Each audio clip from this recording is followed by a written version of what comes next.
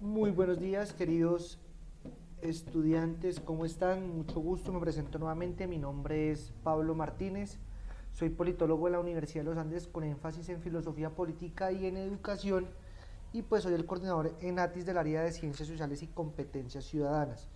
Como habíamos hablado en los inicios del curso y de esta sección de sociales, es importante, chicos, que ustedes sepan muy bien cómo funciona el Estado colombiano. Entonces el ICFES y el Ministerio de Educación les piden a ustedes que como ciudadanos colombianos pues entiendan el país donde viven, cómo son las elecciones, qué derechos tienen, qué obligaciones y qué medidas legales tienen ustedes para la protección de esos derechos. Por eso esta fundamentación uno y la fundamentación 2 se van a dedicar básicamente a entender esa gran estructura de lo que es el Estado. Si para ustedes es pertinente, pues porque para mí sí lo es, sería bueno que ustedes tengan un cuaderno a la mano donde estén anotando cosa por cosa, donde no se queden solamente con la presentación y el video, sino que ustedes están anotando unos puntos centrales. ¿Por qué? Porque a partir de la escritura, de anotar las cosas, pues tengo yo también más mnemotecnia. Tengo mejor memoria y pues voy a recordar mucho mejor lo que estoy aprendiendo en este caso. Además de eso, es importante, chicos, que también tengan la constitución política de 1991, obviamente, para que se ubiquen y vean muy bien cómo es que está estructurado ese Estado colombiano. ¿Listo? Básicamente todo lo que vamos a abordar está fundamentado o está escrito en la constitución. Lo que vamos a hacer es organizarlo de una forma pues mucho más clara y mejor estructurada. Entonces, entonces, brevemente, la sesión del día de hoy se va a estructurar en torno a la estructura del Estado y la rama legislativa. Entonces, abrimos la Constitución y lo primero que tenemos es un título 1 que nos dice de los principios fundamentales. Y esos principios fundamentales tienen 10 artículos que lo vamos a sintetizar en 4 punticos pues muy claros. Entonces lo primero que tenemos que ver es que Colombia es un Estado social de derecho. ¿Qué significa esa cuestión de Estado social de derecho? Y lo que tenemos que hacer es pues fragmentar, dividir cada palabra y entenderlo. Entonces el Estado es una organización política con unas ramas del poder público claras, bien definidas, para lograr la administración y la comunión de muchos individuos dentro de un territorio. ¿Listo? Eso es básicamente lo que es un Estado, que está compuesto por poder político, territorio y población. ¿Listo? Entonces ya después miraremos eso con un poco más de profundidad, pero eso es lo que es un Estado. La palabra social, ¿qué quiere decir? Que ese Estado nos garantiza a nosotros unos mínimos vitales de vida, unos derechos, y está en función de eso. Y tiene una palabra de derecho, que es la palabra que nos implica que ese Estado nos tiene que garantizar seguridad y orden. Eso es lo que implica un Estado social de derecho. Y para explicarlo tenemos 4 punticos. El primer puntico es que es garantista. ¿Qué quiere decir eso? Que nos garantiza a nosotros unos derechos fundamentales de primera, segunda y tercera generación. Derechos como cuáles, ustedes los conocen, algunos. La salud, la vida, la vivienda, un trabajo, el derecho a la protesta. Y además de garantizarnos esos derechos, también la Constitución o el Estado nos da unos mecanismos legales para la protección de los mismos. Como ustedes ya habrán escuchado, la acción de tutela, la acción de grupo, la acción popular, el habeas corpus y el habeas data. Por eso decimos que el Estado Social de Derecho es garantista. También tenemos un segundo criterio que aparece ahí en la diapositiva. Listo, chicos, esperen, saco el puntero y les voy mirando, que es participativo. ¿Qué quiere decir eso que sea participativo? Que nos permite a nosotros, valga la redundancia, participar en la elección del poder público. Quiénes son los candidatos y quiénes van a ser nuestros gobernadores, alcaldes, presidentes, pero además de permitirnos elegir a unos funcionarios, también nos va a permitir hacer control de esos funcionarios. También nos va a permitir revocar un mandato a través de la figura pues, de la revocatoria del mandato. Nos va a permitir el plebiscito, nos va a permitir hacer leyes a través de una figura que es la iniciativa legislativa.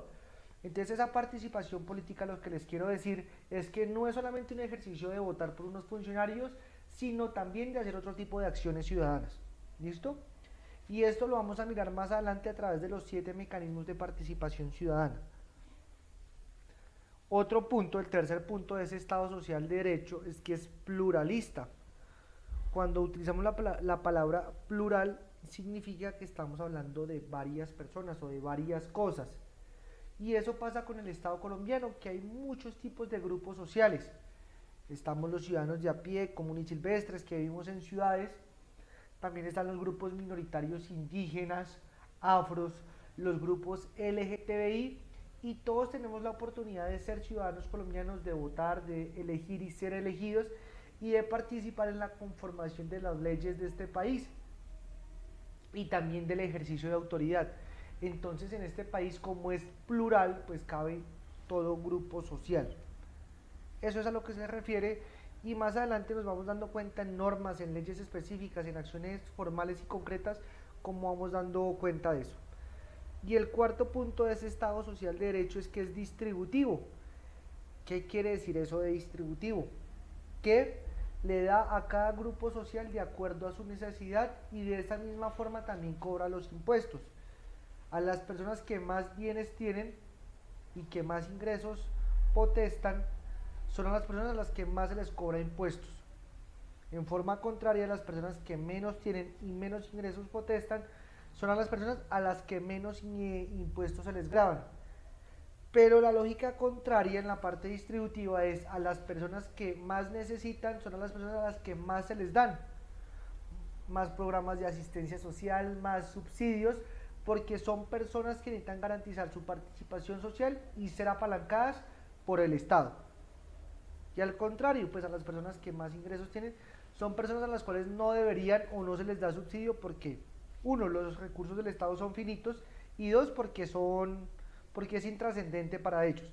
Entonces es el carácter distributivo. El Estado colombiano, por lo menos en el diseño institucional, en su figura, pues tiene la misión, la visión, pues de que todos los ciudadanos consagren un muy buen plan de vida y que el Estado pueda ser partícipe de eso, pero no en contra, sino a favor, a través de unas políticas muy claras y el fomento y unos programas de asistencia social que le permitan al ciudadano progresar en la sociedad y progresar en su vida. Lo que les digo, por lo menos en papel. En la práctica pues ya las cosas no funcionan tan bien como esperamos, pero en el papel esa es la idea. Y aprovecho como este puntico del papel para decirles a ustedes, jóvenes, y es que esta prueba del ICFES es una prueba que les pide a ustedes que no sean tan criticones del Estado, que ustedes vean más bien cómo funciona el Estado y que se den cuenta y como que lo elogien en cierto sentido. Entonces, miremos que la estructura del Estado colombiano está compuesta por 3 ramas del poder público, que es la rama legislativa, que vamos a ver a continuación, compuesta por Cámara y Senado; la rama ejecutiva; la rama judicial, y además de eso tenemos unos órganos autónomos de control y unos órganos independientes que se encargan de cumplir unas funciones bastante específicas que no están contempladas en las otras 3 ramas del poder público. ¿Listo? Entonces la idea es que en esta sesión y en la próxima nos vayamos con esa estructura supremamente clara. Si quieren se las dejo ahí un momentico, anótenla o paren el video en este segundo y anoten eso en su cuaderno. Miremos la primera rama dispuesta en el organigrama del Estado, que es la rama legislativa. Y vamos a hablar que la rama legislativa tiene 4 funciones principales, y la primera, que está acá a su izquierda, es legislar. Es una función de carácter legislativo. ¿Qué significa legislar? Construir, modificar o derogar todas las normas y las leyes del país. Entonces hablemos un poquitico de esto. Construir pues es algo que es claro, que es evidente, que es obvio. Construir es que no está la norma, y la rama legislativa pues saca una norma de cualquier aspecto de la vida. Una norma para los conductores de mototaxis, una norma para los ciclistas, una norma anticorrupción. Entonces es una norma que no existía. ¿Qué es lo que hace el legislativo? La crea. ¿Listo? La segunda función es modificarla. Pues modificarla que es que ya está una norma, está una ley, está un artículo, pero el artículo ya no aplica para las circunstancias actuales de la sociedad. Entonces, ¿qué es lo que hace? Pues se cambia y se modifica el artículo o se cambia y se modifica la norma. Y la palabra derogar significa quitar o eliminar. ¿Listo? Una norma que ya es muy vieja, que ya no aplica, que las condiciones sociales han cambiado, entonces pues se elimina esa norma. Y esto, chicos, está consagrado en el artículo 150 de la Constitución. Es muy importante que sepamos o que entendamos esto en este momento, y para los estudiantes que van a ir a estudiar derecho, que sepan ustedes que el derecho es algo que no es estático. El derecho es algo que es fluctuable, y el derecho no es más que la respuesta en la instrumentalización de un código, una serie de normas, de una conducta de los ciudadanos en cierto aspecto. Entonces, ¿qué es lo que pasa? Va cambiando la sociedad, hay un montón de cambios motivados por la tecnología, por la educación, por las condiciones económicas, por la globalización. Y entonces, ¿qué es lo que pasa? Que el derecho, ¿cierto? Las normas, pues se van adaptando a esos cambios sociales que va surgiendo en el país y en la sociedad como tal. Y esto no pasa solamente en Colombia, sino que pasa pues en el mundo. Entonces, por ejemplo, anteriormente cuando se hizo la Constitución de 1991, la palabra LGTBI, homosexuales, lesbianas, no se utilizaba. ¿Por qué? Pues porque era algo que era muy secreto, que pues no era tan común que se presentara, y hoy por hoy en el año 2020 pues es algo que se presenta todo el tiempo. Entonces pues la ley tiene que empezar a incluir a esos grupos sociales, grupos minoritarios, para darle mayor participación y protección de los derechos pues en la sociedad. Entonces es muy importante que tengamos eso en claro. ¿Listo? La segunda función de la rama legislativa es una función de elección, y le permite tanto a los senadores como a los representantes de la Cámara elegir a unos funcionarios públicos específicos. Miremos cuáles son. Entonces ahí les coloco: elegir a los magistrados de la Corte Constitucional, al Contralor, al Procurador y al Defensor del Pueblo. Y esto, chicos, si ustedes quieren mirarlo, es en el artículo 173, 178 y 267 de la Constitución. Y la primera función es: ¿y por qué los senadores eligen a estos funcionarios? Es la primera pregunta inteligente que nos tenemos que hacer. Y la segunda pregunta inteligente es: ¿por qué no son cargos de voto popular? ¿Cierto? Es una buena pregunta también. Entonces les contesto. La primera es: ¿por qué ellos eligen a este tipo de funcionarios? Y la explicación es porque el sistema político de Colombia se mueve bajo una figura que se llama de pesos y contrapesos. ¿Qué quiere decir eso? Que por ejemplo la rama ejecutiva está vigilada por la rama legislativa, la rama judicial está vigilada por la rama legislativa. Entonces son tres ramas del poder público, y nosotros no queremos, o el Estado no quiere, o la gente en general no quiere, que se carguen muchas funciones y atribuciones en una sola. Entonces lo que se hace es las funciones pues claramente divididas, pero a su vez también que la una pueda controlar a la otra. Pues con eso también se elimina la corrupción y el exceso de autoridad en cada una de las ramas públicas. Entonces esa es la función. Y la segunda pregunta inteligente que yo les planteo es: ¿por qué estos no son cargos de voto popular? ¿Por qué creen? Anótenlo en su cuaderno y lo contestan. Es: ¿por qué estos cargos como los magistrados de la Corte Constitucional, el Contralor, el Procurador y el Defensor del Pueblo no son cargos de elección popular? Pues como esto es un curso virtual, entonces me toca contestarles ya. Y les digo, es porque ciertos cargos necesitan un grado de especialidad muy grande que solamente ciertos funcionarios especializados lo tienen. Entonces no todo el mundo puede votar por la asignación de los jueces ni por los magistrados, porque exige un conocimiento del derecho muy amplio. Entonces es por eso básicamente. ¿Listo? Entonces estamos hablando de las funciones de elección. Pasemos entonces ahora a las funciones de control. Entonces resulta que la rama legislativa, tanto en el Senado como en la Cámara, tienen la función de controlar. ¿Y a quiénes van a controlar? A los funcionarios de la rama ejecutiva, sobre todo a los de carácter nacional, que son el presidente, el vicepresidente y los ministros. ¿Listo? Entonces, de acuerdo al artículo 135, parágrafo 8, nos dice que la rama legislativa tiene la función y la potestad de, por ejemplo, llamar a indagatoria al señor Botero, que es ministro de Defensa, para decirle, bueno señor, por favor, dígame qué es lo que usted está haciendo y cuénteme qué fue lo que pasó en el Caquetá con la muerte de los soldados, o cuénteme en el Cauca qué fue lo que pasó con la muerte de los líderes sociales. Esa es una facultad que tiene la rama legislativa y pues que está en sintonía con eso que les vengo diciendo, hacerle control político pues a ciertos funcionarios. Y por último también tiene una función que es de sanción. Entonces, esto está consagrado también en el artículo 135, parágrafo 8, parágrafo 9, qué pena.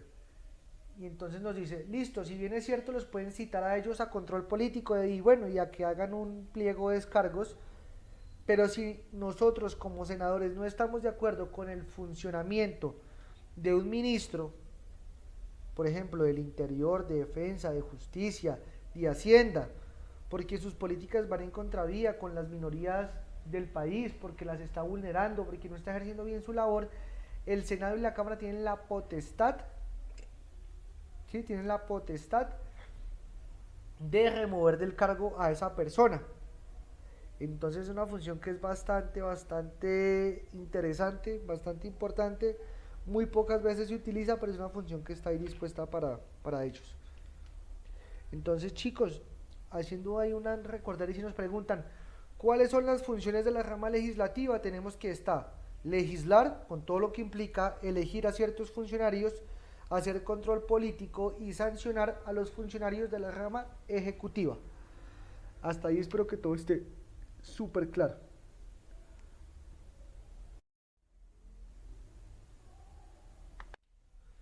Entonces miremos cómo es la conformación de la rama legislativa. Entonces tenemos que estar compuesta por dos cuerpos, el Senado y la Cámara de Representantes. Entonces el Senado es a nivel nacional. ¿Eso qué quiere decir? Que por ejemplo yo soy Álvaro Uribe Vélez, sí, que soy de Antioquia, pero yo puedo obtener votos porque soy un senador, puedo obtener votos a nivel nacional. O sea, por mí pueden votar gente de Bogotá, de Antioquia, del Amazonas, del Cauca, de la Guainía, del Caribe, porque el Senado es algo que se conforma a nivel nacional. La Cámara de Representantes, por el contrario, solamente o se maneja a nivel departamental o territorial. ¿Eso qué quiere decir? Que yo me estoy lanzando por Bogotá o por Cundinamarca y solamente gente de mi departamento puede votar por mí para representante a la Cámara. ¿Listo? Entonces ya sabemos, claro, el Senado, que está, por ejemplo, Uribe, que es senador, es a nivel nacional, pero la Cámara de Representantes es a nivel territorial. Esa es la gran diferencia básicamente que tiene una de la otra. Entonces miremos la conformación de cada uno. El Senado tiene un total, hagamos la suma de 100 más 2 más 5 más 1, un total de 108 senadores. ¿Listo? Entonces nos dice que 100 son por voto popular. ¿Listo? Pues está claro, somos nosotros a los ciudadanos que vamos a las urnas y votamos por los senadores y tenemos un total de 100 senadores por voto popular, elegidos por el pueblo. Tenemos 2 senadores que son curules especiales indígenas. ¿Esto qué quiere decir, jóvenes? Y es que la Constitución y el Estado colombiano pues consagra y defiende mucho a los grupos étnicos minoritarios que son los indígenas y protege todavía su diversidad y su mantenimiento. Por eso es que los indígenas también tienen unas leyes especiales y su territorio solamente está legislado y protegido por ellos. ¿Listo? Entonces el Estado colombiano, ¿qué dijo? O quien creó la Constitución del 1991 dijo, es necesario que le demos 2 curules especiales por obligación a los indígenas. ¿Listo? Entonces entre los grupos indígenas se hace una votación especial y se elige a 2 personas. ¿Y esto con qué objetivo? Entonces tiene 2 objetivos. El primero es garantizar que en las normas del país, ¿cierto? Pues participen unos grupos indígenas para que den su visión, su cosmovisión, que es bastante pues ancestral, religiosa, metafísica, que también es importante y es interesante de observar. Y lo segundo es garantizar la protección de la participación política de esos grupos que son minoritarios. Entonces, miremoslo con la lógica y es por lógica, ¿cierto? Los grupos indígenas no son muy populares, no tienen mucha extensión, no tienen mucho presupuesto, entonces una campaña política que ellos emprendan pues va a ser muy difícil y lo otro pues va a ser muy difícil ser elegidos. Entonces el Estado previendo todo este tipo de cosas dice, no, es necesario que los indígenas tengan ya unas curules especificadas. ¿Listo? Que son dos. Muchos antropólogos, sociólogos, críticos sociales dicen que chévere que haya esta medida, pero podría ser mucho más amplia, que no sean 2 sino 10, pero pues no se ha promovido nada específico, ninguna modificación constitucional para hacer esto. Entonces hasta el momento son 2 indígenas. Tenemos que 5 curules de nuestro país, del Senado, están ocupados por las FARC. ¿Listo? O sea, ¿qué quiere decir? Que es más o menos lo mismo que los indígenas. A las FARC se le otorgaron 5 curules especiales, específicas, ya dadas, no tienen que competir por ellas para pues, hacer parte de la rama legislativa del país. ¿Y esto con qué funciona? ¿O con qué procedencia? Y es que Colombia en el año 2016 firmó un acuerdo de paz entre el Estado, listo, en cabeza del señor presidente Juan Manuel Santos, con las guerrillas de las FARC, listo. Y entonces uno de los puntos ahí establecidos era la participación política y a través de este mecanismo pues se está cumpliendo pues con esa garantía. ¿Y por qué las FARC estaban pidiendo participación política? Porque es un grupo que históricamente, o según las fuentes oficiales del Centro de Memoria Histórica y la Comisión Nacional de Memoria Histórica que estaba en el país, en ese momento cuando se estaba negociando, pues este es un país que por el bipartidismo y por el Frente Nacional que ustedes saben, pues tuvo mucha carencia de participación de los grupos. Y una de las grandes motivaciones de los grupos guerrilleros para pues armarse y conformar esta guerrilla fue la exclusión del ejercicio democrático. Entonces, como a partir de la democracia no se puede, tocaba hacerlo a partir de las armas. Ese es el argumento pues por parte de ellos y es el argumento oficial que se maneja en el Estado y ese es el motivo por el cual las FARC tienen una curula ahí. Yo personalmente les digo, yo no estoy de acuerdo con esas curules, no estoy de acuerdo con la cosmovisión de las FARC como víctimas, pero acá no se trata de lo que a mí me interese, sino de lo que el Estado esté pensando y lo que el Estado requiera. Claramente que otros politólogos y otras pensadoras dirán, no, lo de las FARC es totalmente legítimo y es viable, pero pues para mí no, para mí hay un acto de impunidad en eso. Una de las garantías de la justicia transicional era la reparación a las víctimas cuando nunca se ha hecho, pero pues de todas formas ahí eso pasó. Y acá les aclaro muy grande y es importantísimo que lo veamos y que lo sepamos y es que para el ICFES no le importa mucho lo que nosotros pensemos, le importa mucho la figura oficial, estatal, gubernamental que se tiene en este caso. Entonces, si yo voy a obtener un gran puntaje en el ICFES, pues claramente que voy a contestar por las opciones que estén fundamentadas en el discurso oficial, que son las FARC también como entes que no tuvieron participación política a lo largo de la historia del país. Eso ojalá nos quede supremamente claro y concreto. Y la última curul para completar la 108 del Senado, listo, está ocupada por el señor Gustavo Petro actualmente y es una curul al estatuto de la oposición. ¿Qué quiere decir eso? Entonces hay unas elecciones presidenciales. El candidato que quede de segundo en segunda vuelta pues va a ocupar una curul en el Senado. Entonces el presidente fue Iván Duque Márquez, que fue del Partido Centro Democrático de una ideología política de derecha. Entonces el segundo, con la segunda votación histórica del país, es Gustavo Petro, que es claramente pues de un sector de izquierda. Entonces, más si es de derechas o de izquierdas, lo importante es saber que eso es bastante importante y es bastante significativo en una democracia. Es bueno que en una democracia haya una contraparte que esté todo el tiempo pues sirviendo de organismo de control, de veedor, y mirando también como otra posición de las políticas que se sacan. Entonces, si a mí me preguntan, yo qué pienso de ese estatuto de la oposición y esa curul especial en este momento que ocupa Petro, por ser el candidato que en segunda vuelta obtuvo más votaciones, estoy totalmente de acuerdo. Y al contrario, si Petro hubiera quedado en segunda vuelta ganador de las elecciones presidenciales, que Iván Duque, un candidato del Centro Democrático Derecho, está haciendo contrapeso a esa izquierda, también es bastante positivo. Entonces son unas políticas y esa conformación de las leyes y ese grupo de quienes hacen las normas en este país, pues tiene que ser muy diverso, muy intelectual, muy variado, conocer el país muy bien, pues para que sepa dar un enfoque muy preciso a las normas que se están sacando.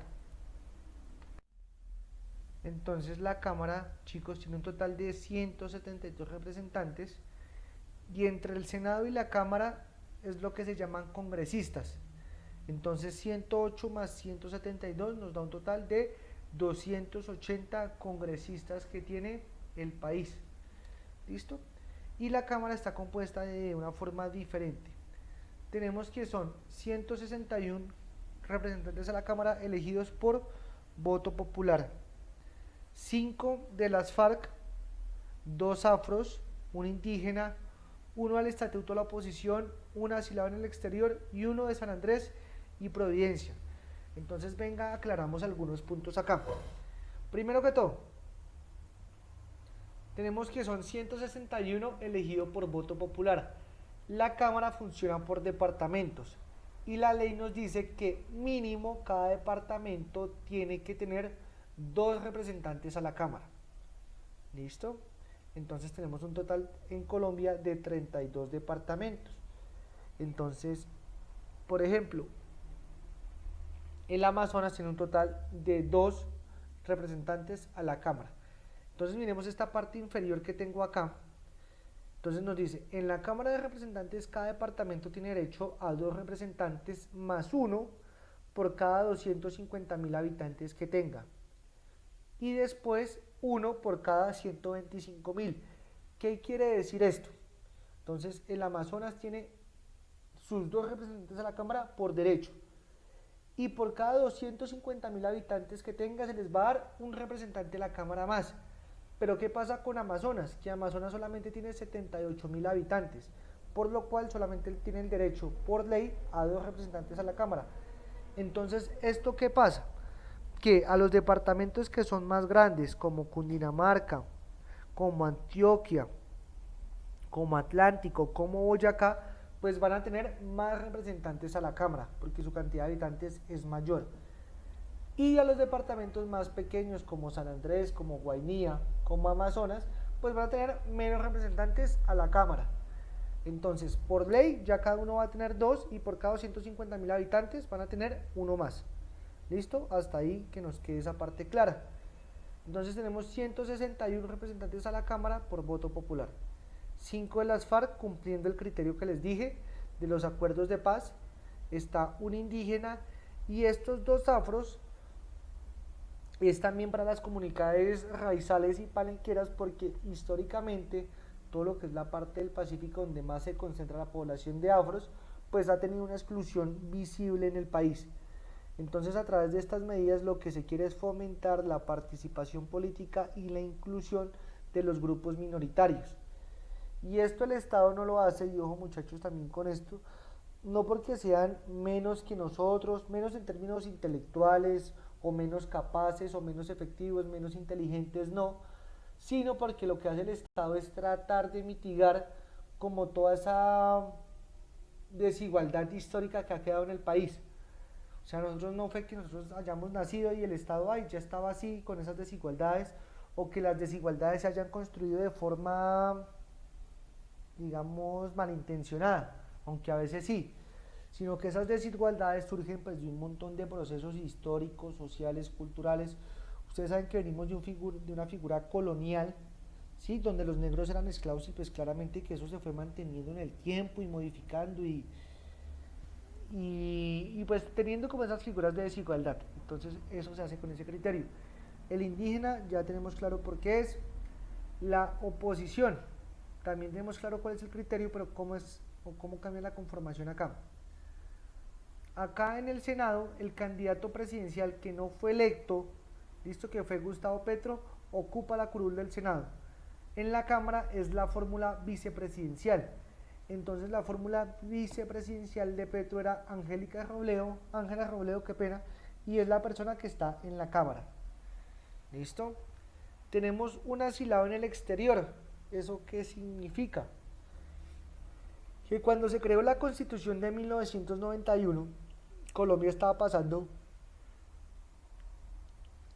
por un periodo pues bastante convulsionado por todo el tema del narcotráfico, de Pablo Escobar, del terrorismo, y muchos líderes sociales y políticos tuvieron que irse del país. Entonces el Estado tiene la obligación, o en ese momento el Estado de 1991, el gobierno de 1991, tratar de que esas personas que se fueron del país participen en la conformación de política. Y entonces para ellos surge una curul especial, que son pues los asilados en el exterior. ¿Y qué condiciones les piden? La primera condición, que el ciudadano esté asilado en un país que tenga cancillería colombiana. Y segundo, que lleve como mínimo, que tenga como mínimo 5 años en el país migrante.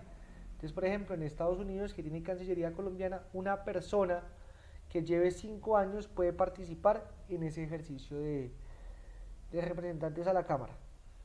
Y por último, chicos, tenemos San Andrés y Providencia, a la cual se les da una curul más, además de las dos que por ley ya venían. ¿Y eso como por qué o qué o por qué pasa eso? Entonces resulta que nosotros en el año 2012 tuvimos un pleito con Nicaragua, y fue un pleito en el Tribunal de la Haya, donde perdimos bastante mar territorial, y también una de las pretensiones de Nicaragua era San Andrés y Providencia.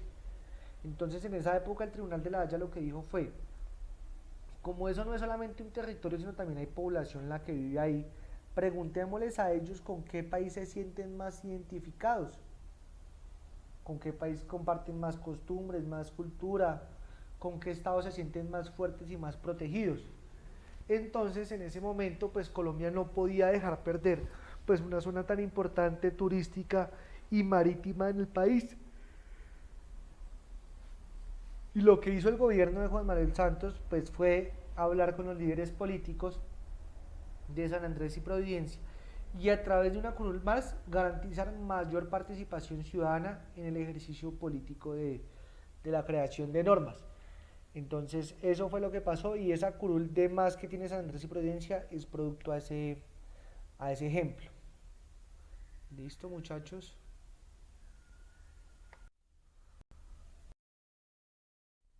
Bueno, entonces miremos unos detalles del sistema electoral de la rama legislativa, y es que en el tarjetón que a nosotros nos dan como ciudadanos, me imagino que la mayoría de ustedes no habrán podido votar, algunos sí, nos dan dos listas o dos tipos de tarjetones. Está una lista abierta y una lista cerrada. Miremos la de la derecha, que es la lista cerrada, y que nos dice que nosotros solamente tenemos la posibilidad de votar por el partido. ¿Listo? Nosotros no podemos votar por un candidato cada uno independiente como si es la lista abierta, sino que solamente podemos votar por un candidato en específico. ¿Listo? No podemos hacerlo, solamente queremos votar por el partido. Y está la lista abierta, donde nosotros podemos votar por el partido, por el candidato en específico. ¿Eso qué quiere decir? Que todos los votos le van a llegar a él. En este caso, ¿qué quiere decir? Que todos los votos le van a llegar al partido. Entonces, ¿esto por qué es? ¿Esto qué significa? ¿Esto para qué se usa? Entonces, esto es una estrategia electoral regulada por el Consejo Nacional Electoral, que le da a los partidos políticos. Entonces le dice: partido, usted bien puede presentar a sus candidatos para que los ciudadanos voten por ellos, o bien sea que ustedes pueden votar también solamente por el partido. Votar por el partido, ¿qué significa? Que yo estoy totalmente de acuerdo con el partido político al cual soy simpatizante, o estoy matriculado, o estoy inscrito, y a mí no me interesa votar por un candidato en específico. O sea, yo quiero es que sean ellos y las cabezas del partido quienes eligen a los funcionarios de la rama legislativa. Por el contrario, la lista abierta es donde a mí sí me interesa votar por un candidato en específico, porque a mí no me interesa el partido tanto, sino me interesa es esa persona. ¿Listo? ¿Y cuál es la intención de los partidos políticos detrás de esto? Que cuando el partido político tiene una figura política muy clara, digamos en el centro democrático, al centro democrático le conviene más una figura como esta. ¿Por qué? Porque la mayoría de los colombianos no conocen a los senadores o no conocen a las personas, sino que conocen a Álvaro Uribe. Entonces la gente dice, ah, no, yo voy a votar es por Uribe, y todo el mundo vota por el centro democrático, y con eso Uribe consigue que tenga más senadores en, pues, en el Senado. Y pues entonces lo contrario es si usted es muy popular y es una persona que es muy importante, como por ejemplo como Antanas Mocus, a la gente no le importa si Antanas Mocus es del Partido Liberal o del Partido Conservador o del Partido Verde, sino lo que le interesa es la figura de Antanas Mocus. Entonces a Antanas Mocus le interesa más una lista que sea abierta.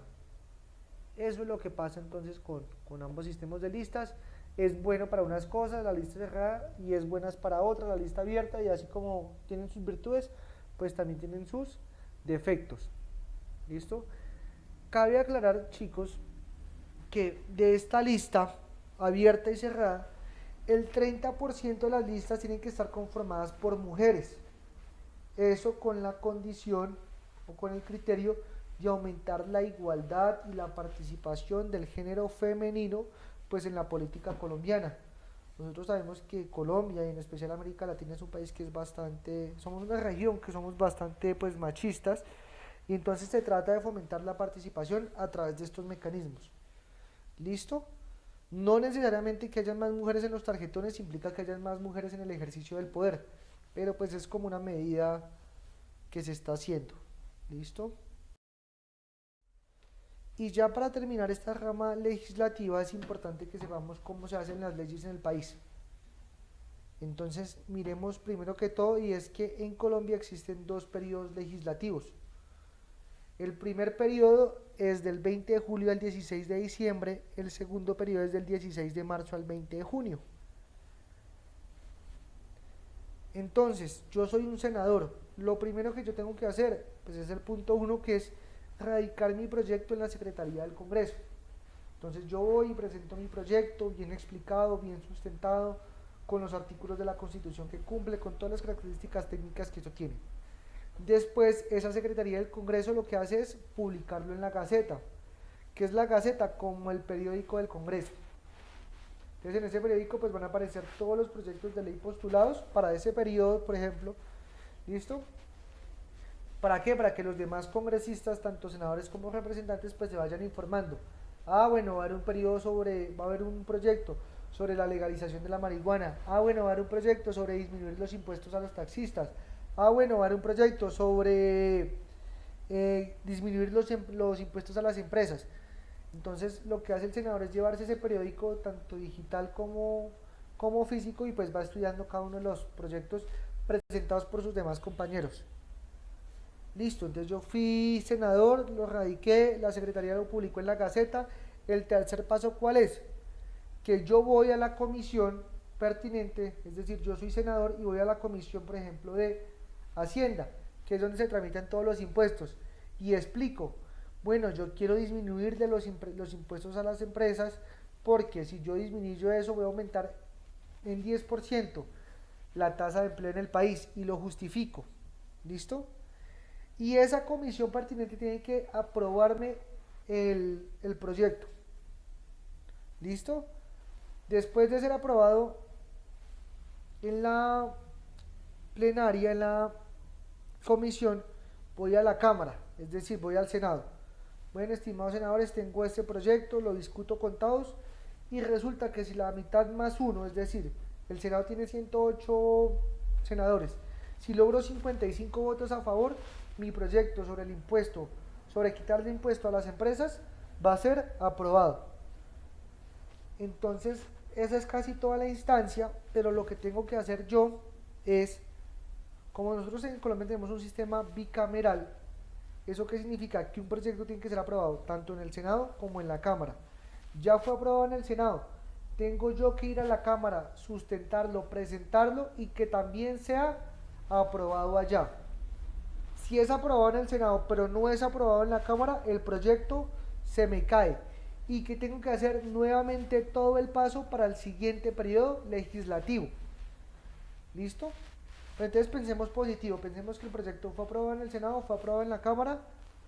Por último, lo que tiene que tener es la firma del presidente aprobando y legitimando y colocando en funcionamiento esa ley. Así es como funciona, muchachos. Entonces, está un poquito de pronto como cansona, como leguleya la explicación, pero es una explicación que tiene que ser así. ¿Listo? Para que sepamos cómo funciona la rama legislativa en el Estado colombiano.